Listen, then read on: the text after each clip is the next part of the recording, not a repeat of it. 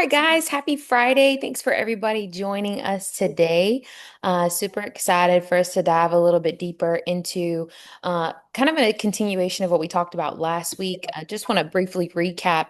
I know I'm doing this a little bit I backwards. mean, I will when I mirror it. I'm gonna mute. Everybody. I just want to make sure before we dive in. Casey, it's always nice to hear your voice.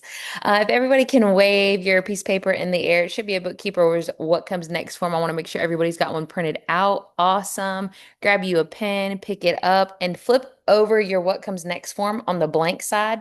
We're going to be taking notes first on the back end, and then I'll have you guys flip over when we get to the bookkeeper, or excuse me, when we get to the what comes next form. So, just as a continuation, I know last week I touched a little bit on billing, which most cases you would start on the enrollment deduction process and then teach a little bit more on the billing. However, I did it a little bit backwards because at the time of close on the billing information sheet, when we're really solidifying that close, that billing information that we capture at the time of close and what we put on the 125 paperwork affects the billing right there just at that time of close. And so I really wanted us to understand and have clear expectations as to how we should be asking, how we should be communicating billing, payroll dates, and whatnot before we go in and actually enroll, because that's what establishes quotes on EAP. That's what establishes how their invoice is going to be generated every single month,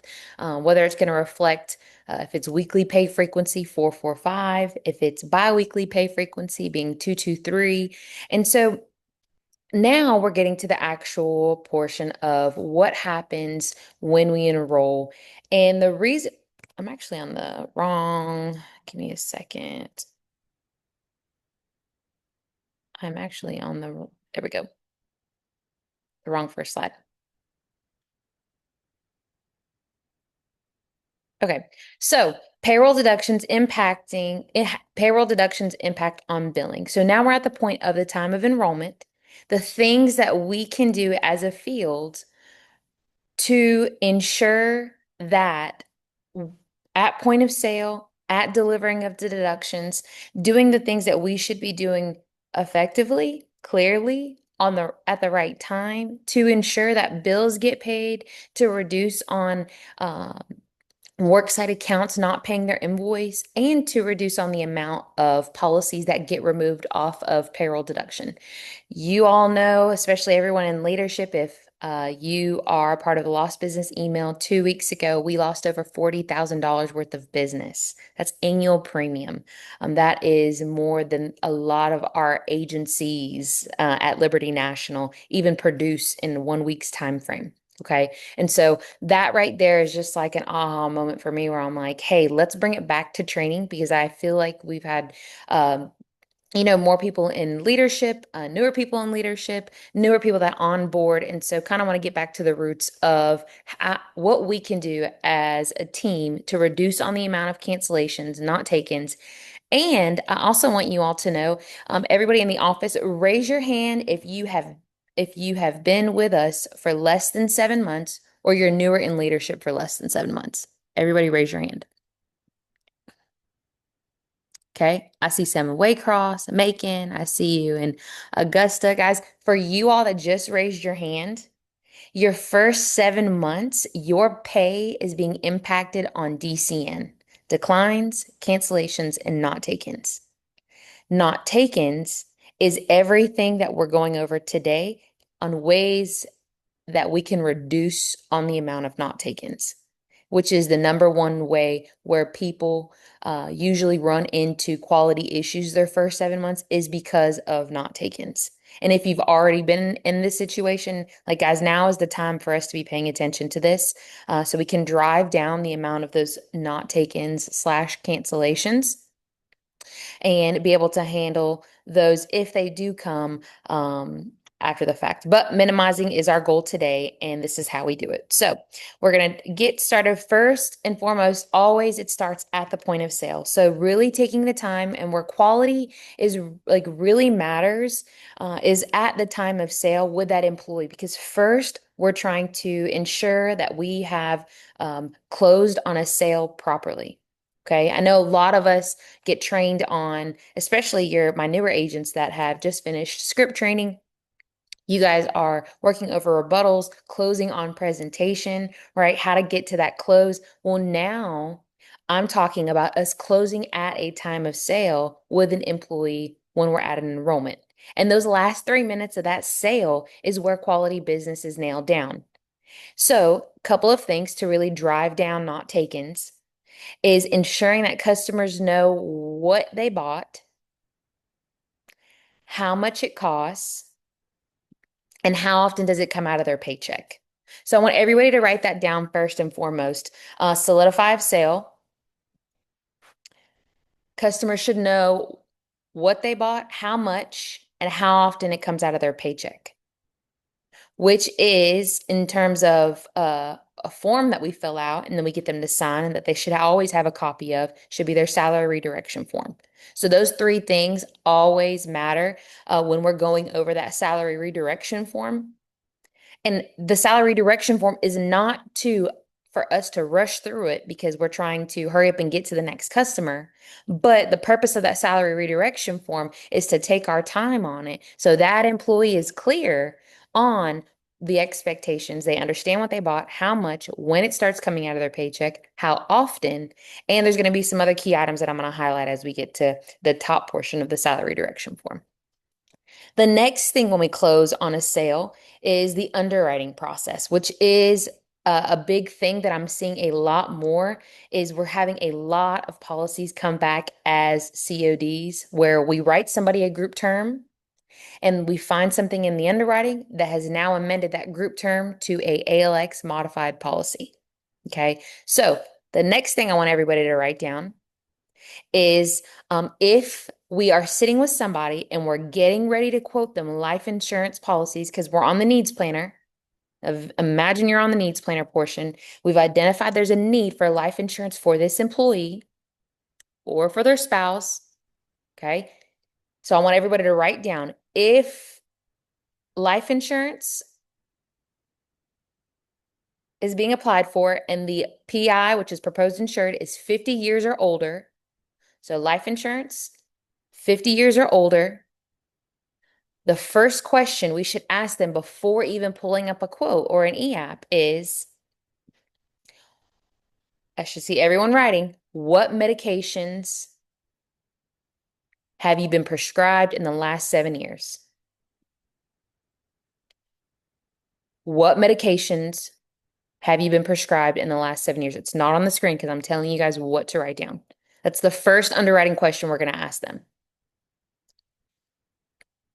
The next is what hospitalization, or excuse me, yeah, you could say that. What hospitalization have you had in your medical history?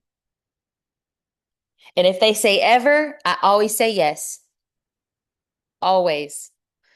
And I always, not always. And there are times where I've gotten for the hospitalization question, oh, when I was 2 years old or 3 years old, I had a heart, I had surgery when I had a heart murmur and they had to do some kind of surgery.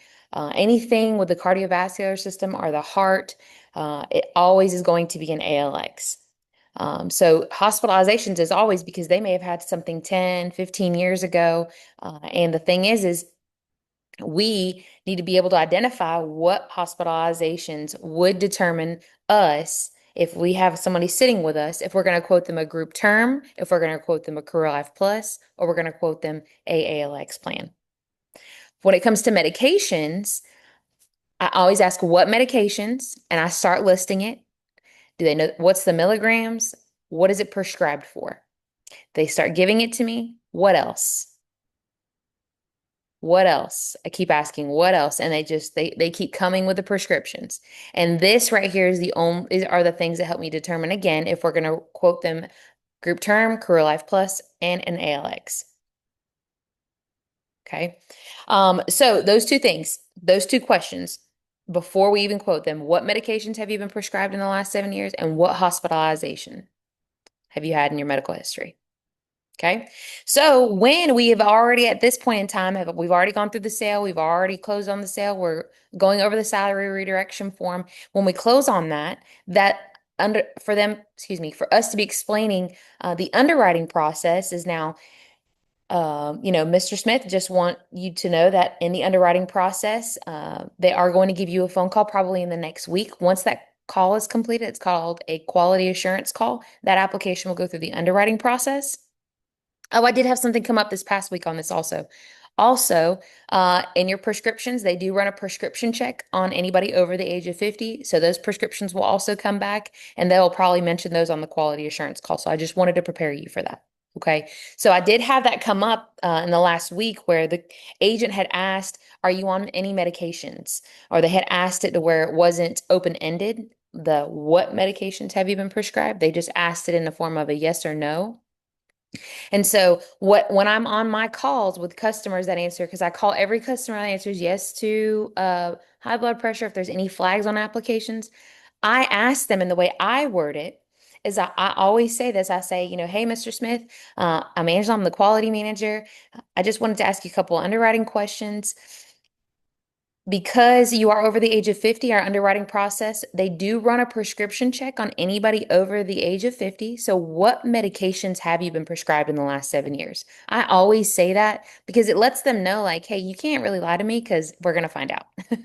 Either way, what you tell me over the phone, right now, we're going to find out in the underwriting process. And that usually, um, encourages them, I guess you can say, to be upfront and transparent in their prescription check. Okay. So from here on the salary redirection form at the very top is where we reduce, and it helps us reduce on the amount of cancellations. At the very top of the salary redirection form, it's up on the screen right here.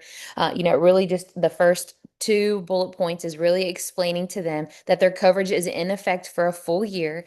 And when you're going over this, guys, I want everybody to make sure when you're going over salary direction forms, you are underlining this portion of the salary direction form. Underline it. So that way, when you turn them into the bookkeeper at the end, they see where you have actually underlined and this employee has initialed right here, stating they understand that they cannot make changes unless they experience a qualified status change. It's in effect for a full plan year and you cannot make changes unless there's a qualified status change. Here are some examples of a qualified status change: marriage, divorce, separation, birth of a child, death of a spouse or any children, etc. And you're going through that list.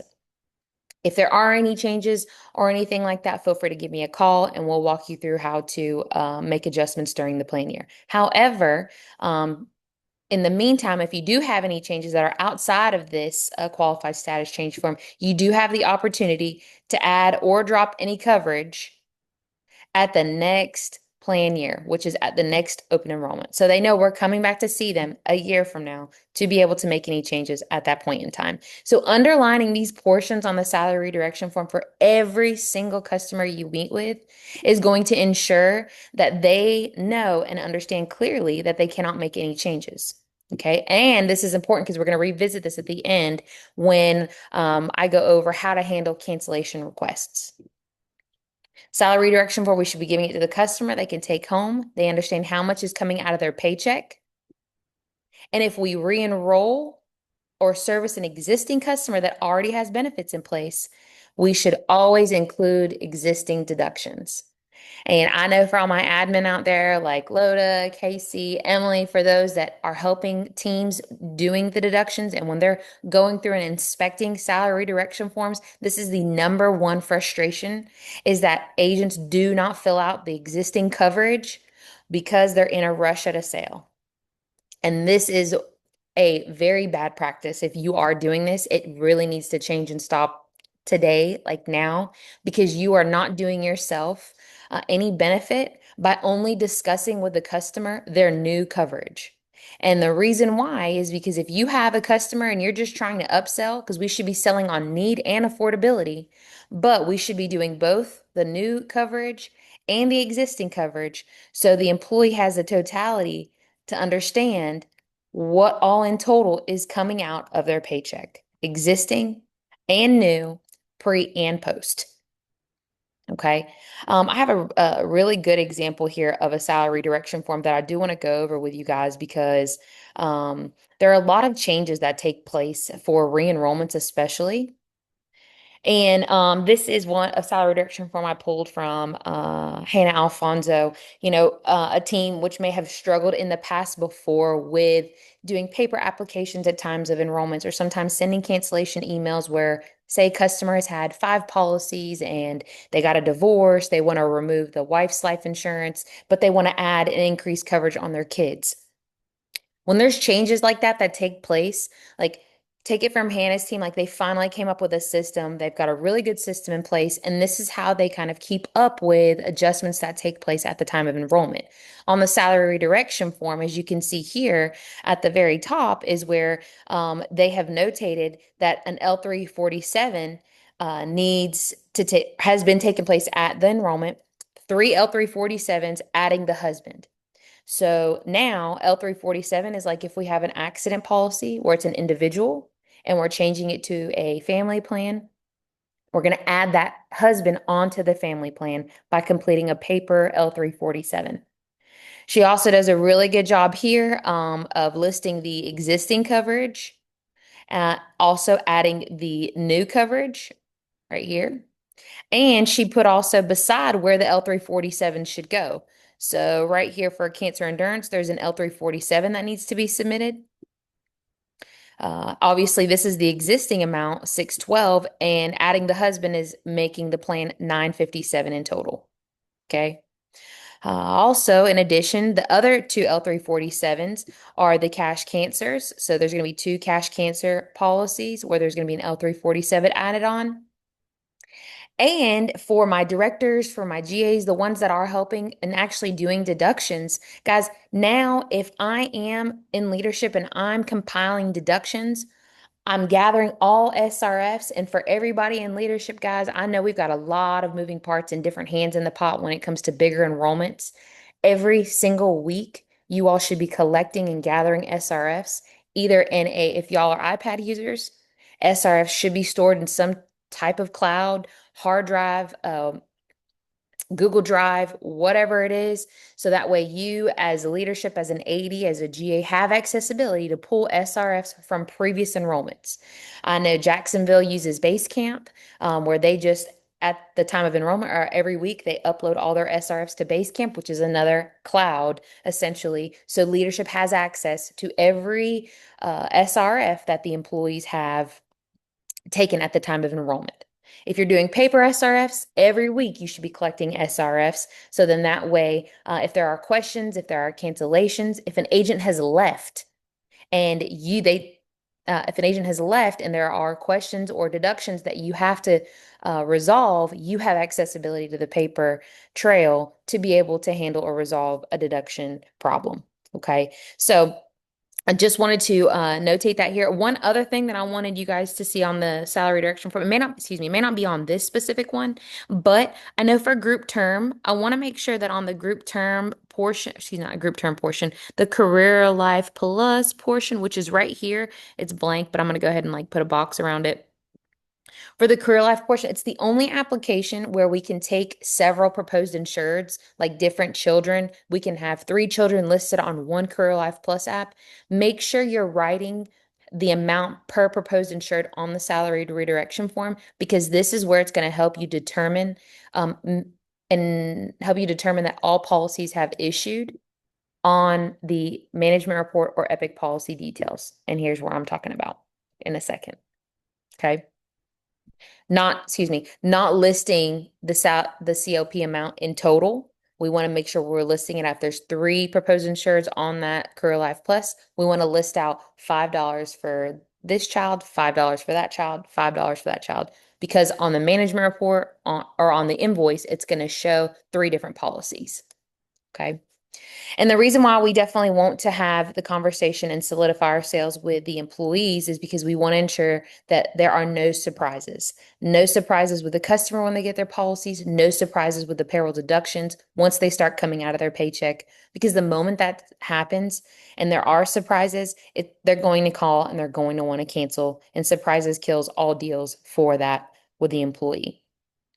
So now we just talked about quality at the point of sale, making sure that that is really tied down at the last 3 minutes of our sale. Now let's look at the payroll deduction process after the enrollment. So here's the enrollment, and here's the portion right now in this step where we're looking at the deductions, how we handle and manage our deductions.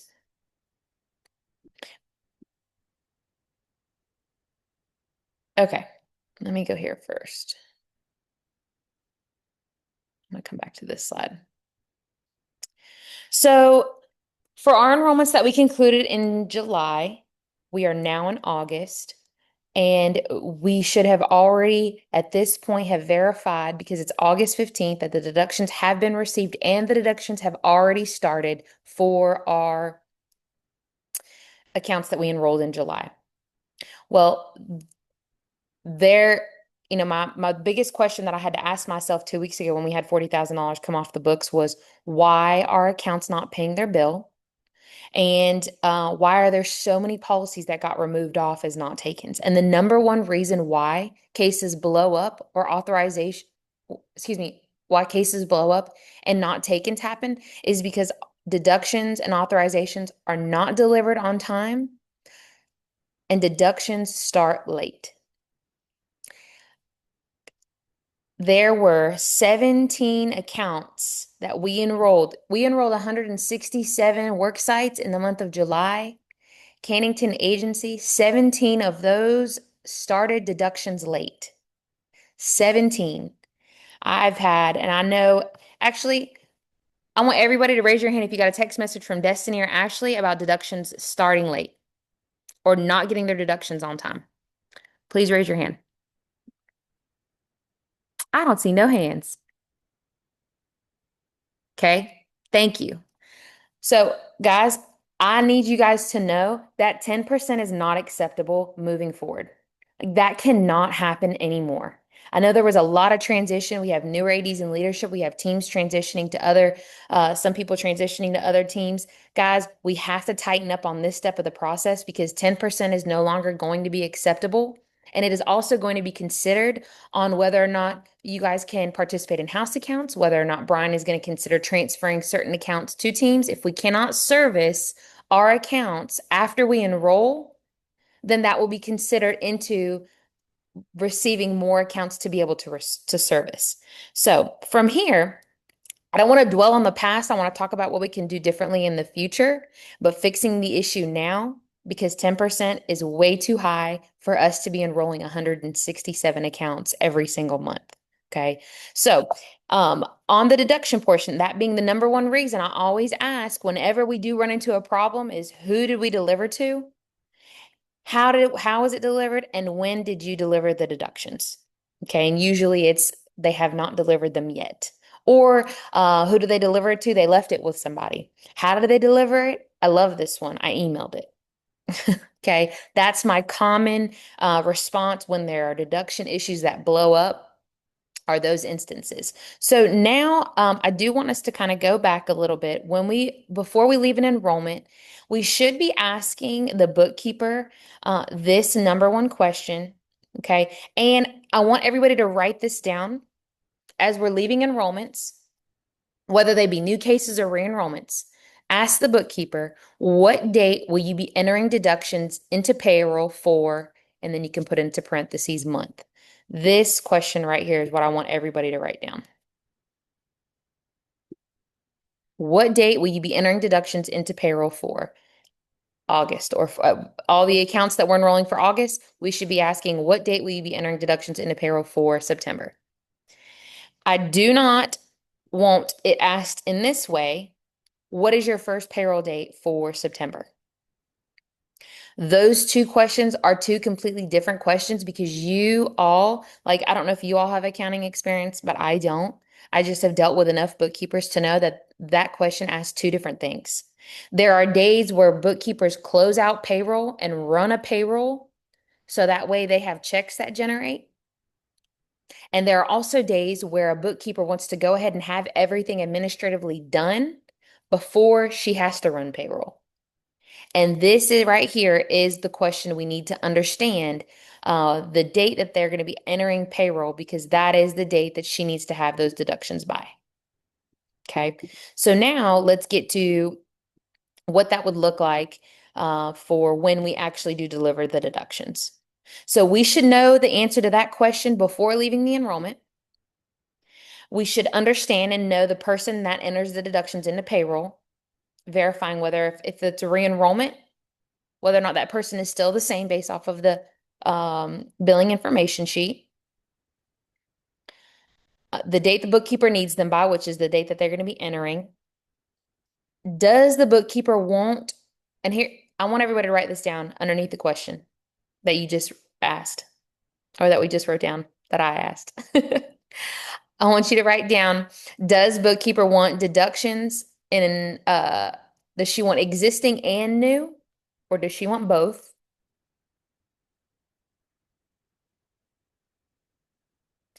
Does she want a spreadsheet and all the signed salary direction forms? Some bookkeepers are more particular than others. And I have some teams that always do a spreadsheet. And guys, I have had the whole bookkeepers hold deductions because they have not received a spreadsheet on us just writing one or two people. And if you do not ask this question and we have missed payroll deductions because you didn't do a spreadsheet, that's terrible. Okay. It doesn't take long to enter numbers into a spreadsheet format, but you have bookkeepers that are particular. So we want to clarify if they want existing and both deductions and if they want it in a spreadsheet along with the signed salary direction forms. Okay. The number two reason is that deductions aren't matching the bill. The number two reason why we have a lot of cancellations or not takens or cases blow up is because deductions are not matching the bill. So let's talk a little bit about the inspection process before delivery. Okay. So first and foremost, which is we are right here, deductions first should be inspected. So I'm going to say first right here, boom, is in Epic opportunity. So I'm coming over here. I want to kind of give you guys an idea as to, oh, Lordy, hang on. Here's my account that I'm looking at, LJR Forest Products. I'm going to be in not the feed, but the details. This is typically done on the account on a desktop when we're actually doing the deductions. Come here to opportunities. The very recent one, we wrote 11,000 in this specific re-enrollment. And I come down and I go to sales. This is every single person that we met with at the time of enrollment. And I open up each tab to determine who all we took applications on. Open in a new tab, open in a new tab. I open all of them. And then I want to go through and see, okay, we definitely need to have an SRF for Anthony Boyd, and he needs to be added on the spreadsheet. Anthony Sconiers didn't write anything but the no cost, so I'm going to exit out on him. Anthony Jaquan, no cost, I'm going to exit out on him. So you guys get the point. You guys can be able to determine, okay, here are the employees that we wrote. Here are the names of the employees we need to have on the salary redirection form. I mean, excuse me, on the spreadsheet. And I should have all salary direction forms for these employees. Okay, so that's the first thing is Epic opportunity to be able to count to see how many of those SRFs we need, how many employees we've written. Then we cross-reference the sales in Epic with the policies that have issued. So this is number two. So what do I mean by this? You can cross-reference it one with a management report is always, it depends on when you've enrolled, guys. If you've enrolled at the beginning of the month and you're doing deductions toward the end of the month, um, you should be able to look at it in Epic details. Management reports update on Saturdays. So if you've enrolled an account this week and I approve business on it this week and policies issue, you will see it on the management report tomorrow. So the management report is the fastest report where you will see policies that have issued versus when we wrote the application. The Epic details don't won't update until next Tuesday, which is a couple days after. But if I need to work on getting deductions, excuse me, today or Monday, I'm going to be utilizing the worksite management report. Okay. So that's the, excuse me, that's the most recent report that we should be accessing. So what does that look like when I come over here and I'm going to cancel and I'm going to show you guys. Let me clear all my notes so it's not in the way. I'm just going to give you one example. Okay, so here's an employee that we wrote, James Glisson. We wrote two We wrote a group term 65. We also wrote a Career Life Plus. Career Life Plus is the only one that you have to be careful about because, again, we may have taken several applications. So I'm going to open this application. I know we wrote him a group term. That's one. Okay. But I also see that he was a proposed insured here. And we also wrote Gavin Glisson. So there should be two COP policies for James Glisson and a group term. So now, whether you're looking at a management report or you're actually going to the account to verify, and I'm going to kind of give you guys an idea. Most teams should be using this right here, the policy details, when you guys enroll, which is like your newer worksite management report. But when I scroll down to James Glisson, he has existing, obviously, but when I scroll down here, I see the three policies that issued September 2025. I've got a Career Life Plus, two of them, and I got a group term. Boom. These three policies have issued. They're the three applications that we wrote, and these three amounts should be the three amounts that are listed on the salary redirection form and on the spreadsheet. So the flow in which we do deductions is we verify and confirm what sales we wrote at the time of enrollment, how many, who we wrote, and then we compare the sales with the salary direction forms to make sure we've got everybody for each employee. And then now you're looking at either this Epic details or the management report. How do I access a management report? I'm in Epic. I click here, field reports. I hit go, search reports. This pops up. I'm going to type in work site management report, work site management information. I hit find, and then I'm going to search it for that specific person. Okay, get the document. And obviously this is going to update this Saturday, so I'll be able to find an updated version this Saturday. And it's an older, antiquated form that some teams still use, but this is the best one really if you're trying to do deductions at the very end because you've enrolled toward the latter part of the month. Okay, so that is the flow of deductions. And then the last thing we do once everything matches up is we should be then populating it into a spreadsheet. This is a really good example of what spreadsheet should look like. At the very top, you guys can be able to, you could see on here when the deductions should start, when their first bill is going to be with the updated deductions. This is an existing account.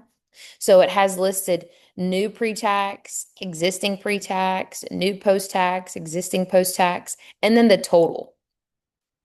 Total pre, total post, which is what your bookkeepers are going to enter into the payroll system. So if you're having a conversation with bookkeepers and they're like, well, I don't really know what number to enter, this is the column, Mrs. Bookkeeper, that you should be entering because you have two line items into your payroll system. And here's a really good example of where we had to cancel some policies. So they have like a notes column here. No changes, which means we just listed the existing. Here's one where they canceled a policy and they added a policy. So I know if I'm in leadership, I know that there should be an email that should be sent on this employee where I or Nikki have to send up to home office to remove a policy off of that invoice.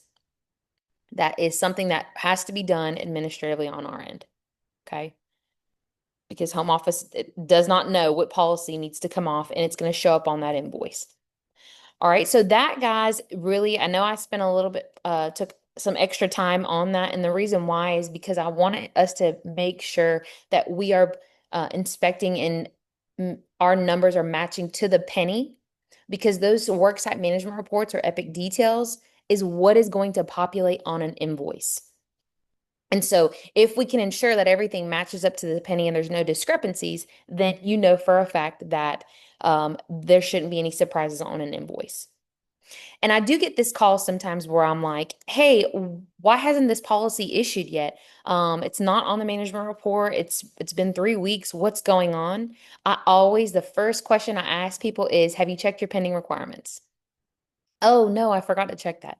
Okay. Do me a favor, pull up your email. This is the email that looks like it now comes from Destiny. Everybody in leadership gets copied on this email. SAGA, my RYAs and ADs are on here. And you could see on here, this is an example of a Richard Hodges on a pending requirement list. He was supposed to be on an August invoice where deduction started in July, but we have not been able to get the quality assurance call done, so he is not on the invoice. So anytime you have items that have not issued, that should always be a point of conversation when you're delivering to the bookkeeper. So you definitely need to notate it on your spreadsheet, notate it somewhere so you know when you go to deliver that deduction to that bookkeeper. You always want to prepare them. Hey, Mrs. Bookkeeper, here are your deductions. I'll go over what that conversation is supposed to look like. But in this instance, I would say, Mr. Richard has an underwriting requirement that we're trying to work on. His policy is not issued yet. It should be issued by the first invoice, but I just wanted you to be prepared just in case something does come back in the underwriting process. His policy may not be on there.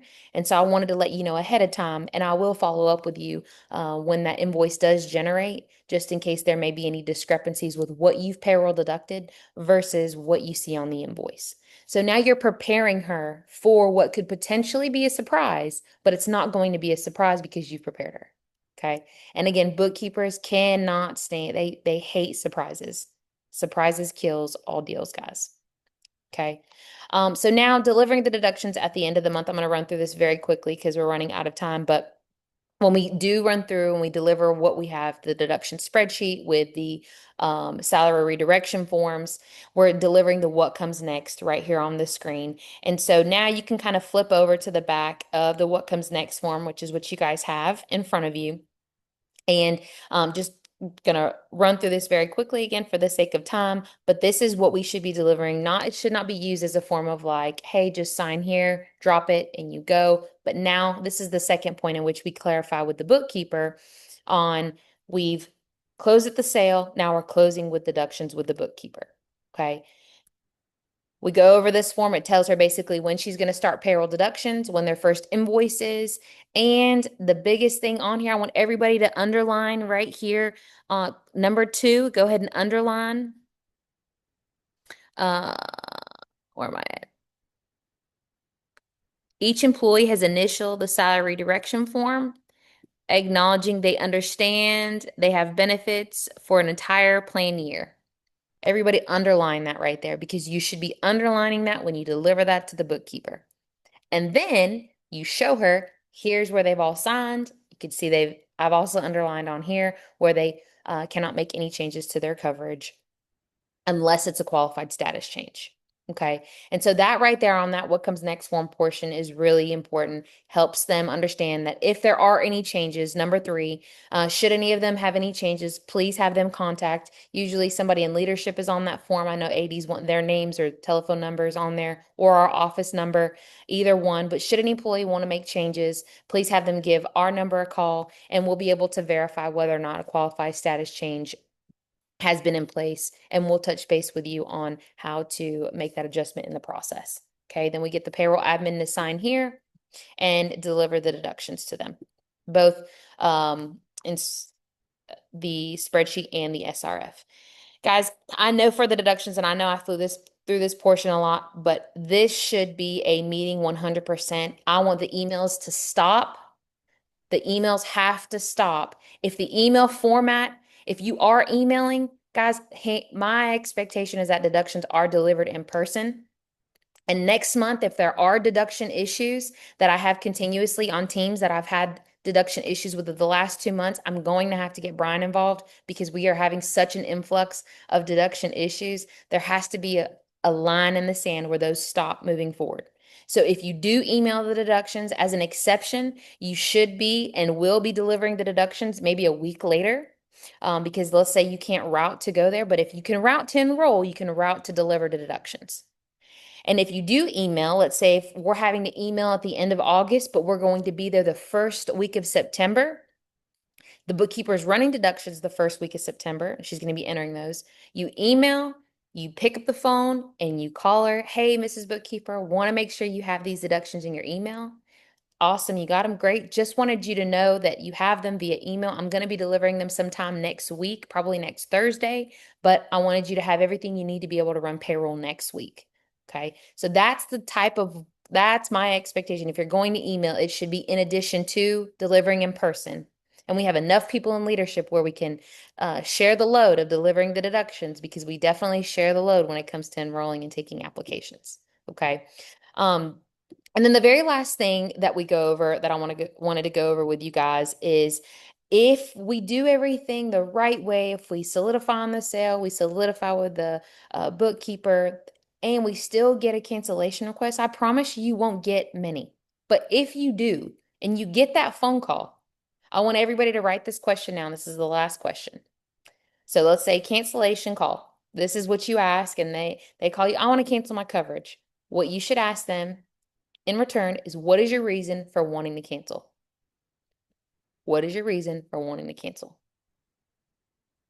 And that question really opens the door for them to be able to say whether or not their reason aligns with the qualified status change. Most times it doesn't. I promise most times it does not. And they are wanting to cancel. I seen it come out of my paycheck. I absolutely cannot afford this. Completely understand, Mr. Allen. Unfortunately, you sign the salary direction form, initial right here. Do you have a copy of that by chance? Nope. Okay, hang on one second. I can email it over to you. We can look at it together. But it does say on there that you cannot make any changes for a plan year unless there's a qualified status change, marriage, divorce, etc. So, great news is I will be back there for enrollment, sometime in January of 2026, and you'll be able to make those adjustments then. And I'll definitely notate it here so we can make those at the time of open enrollment. Okay. That's how we handle. I've salvaged so many policies before on that.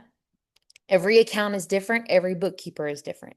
So you always want to run through as that's the very first. Then you run, if you have irate employees that want to run to their bookkeepers, this is ridiculous. You can't hold me to it. I completely understand your frustration. However, these are IRS regulations. These aren't me. This is not me. And this helps keep your company in compliance with IRS guidelines.